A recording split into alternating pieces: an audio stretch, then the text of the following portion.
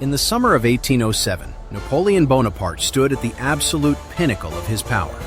Having just signed the treaties of Tilsit, he had effectively ended the War of the Fourth Coalition, bringing peace between the French Empire, Russia, and Prussia. He was hailed as a military genius, a man who redrew the maps of Europe with the stroke of a pen. Yet, before he could return to Paris to bask in his glory, he would face a humiliating defeat, not by the cannons of an opposing army, but by a fluffy, unexpected horde. To celebrate this monumental diplomatic victory, the emperor decided to host a magnificent rabbit hunt. It was intended to be a leisurely afternoon for him and his top brass, a display of wealth and relaxation customary for the aristocracy of the time. The location was chosen carefully near the army camp, with guests invited to witness the emperor's marksmanship. The mood was festive, the wine was flowing, and high-ranking officers gathered in their finest blocky uniforms, expecting a routine display of sport in the sunny countryside. The responsibility of organizing this grand event fell to Napoleon's chief of staff, Alexandre Berthier. Berthier was a brilliant logistician when it came to moving troops and managing supply lines for war. However, sourcing game for a hunt was a different challenge entirely. He wanted to impress the emperor with the sheer scale of the event, ensuring there would be no shortage of targets. His goal was to acquire thousands of rabbits to fill the fields, creating a spectacle worthy of the French Empire.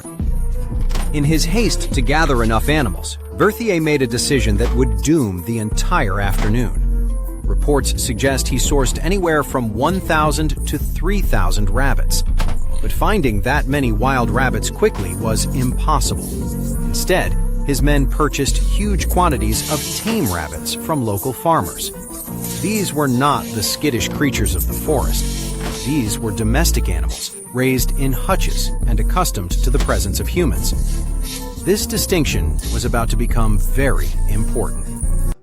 To understand why the day turned into a farce, we must look at animal behavior. Wild rabbits are naturally prey animals with a deeply ingrained instinct to flee. When a cage opens, their immediate reaction is to sprint away from any potential threat, thereby providing sport for hunters. Domestic farm rabbits, however, have a completely different psychological conditioning. To them, humans are not predators carrying guns. Humans are the tall, blocky figures that bring them cabbage and lettuce every morning. When the rabbits were placed in the cages along the edges of the field, they weren't thinking about escaping. They were thinking about lunch. They had likely been kept in the crates for some time without food during transport. So, when the moment finally came for the release, the rabbits didn't see the Emperor of France standing there with a rifle. They saw the person who was supposed to feed them. The trigger for the attack wasn't aggression, but extreme hunger and expectation. The signal was given. Cage doors were flung open across the field. Napoleon and his generals raised their weapons, expecting the animals to scatter in all directions across the grass blocks. Nothing of the sort happened. Instead of dispersing, a massive sea of white fur coalesced into a singular unit. They hopped forward with purpose, picking up speed as they identified the group of humans standing in the center of the field. It was a pincer movement that would have made Napoleon himself proud. The rabbits charged directly at the imperial party. At first, the men laughed, finding the situation amusing. But the laughter died down quickly as the sheer volume of animals became apparent. Thousands of hungry rabbits were closing the distance at high speed. They weren't stopping. The hunters had suddenly become the hunted. Or rather, the pestered. The swarm hit the emperor's position with the force of a tidal wave. According to historical accounts, the rabbits piled up around Napoleon's legs, impeding his movement. They weren't attacking to kill, of course, but their persistence was overwhelming. They gnawed at his bootlaces and climbed onto his famous gray campaigning coat. The man who had faced down the cannon fire of the Russian artillery was now being buried under a mountain of soft white fur. His staff tried to intervene. Generals and aides used riding crops, whips, and sticks to try and dislodge the animals. But for every rabbit they shooed away, 5 more took its place. The rabbits were fearless in their quest for food. Some accounts even describe the rabbits climbing up to the emperor's shoulder, with one reportedly making it to his bicorn hat. The discipline of the French army dissolved into slapping and shouting as the dignity of the imperial court evaporated. Realizing the battle was lost, Napoleon ordered a retreat, perhaps the only retreat he made that year. He fought his way back to his carriage, wading through the sea of bunnies. Even as he climbed into the golden vehicle, the rabbits continued their pursuit. It is said that some rabbits even managed to jump into the carriage before the door was slammed shut, forcing the emperor to throw them out the window as the horses galloped away. As the carriage sped off into the safety of the distance, the army of rabbits was left victorious on the field.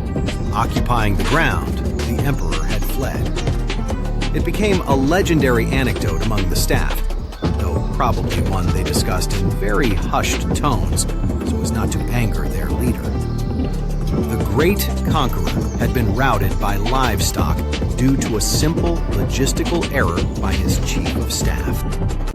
Today, we remember Napoleon as a stern, hand-and-waistcoat strategist who dominated 19th century Europe. Histories focus on Austerlitz, Waterloo, and his code of law. But this story serves as a hilarious counterweight to his intimidating legacy. It reminds us that no matter how much power one accumulates or how many treaties one signs, nature and poor planning can still humble you in the most ridiculous way possible. There is also a lesson here about details.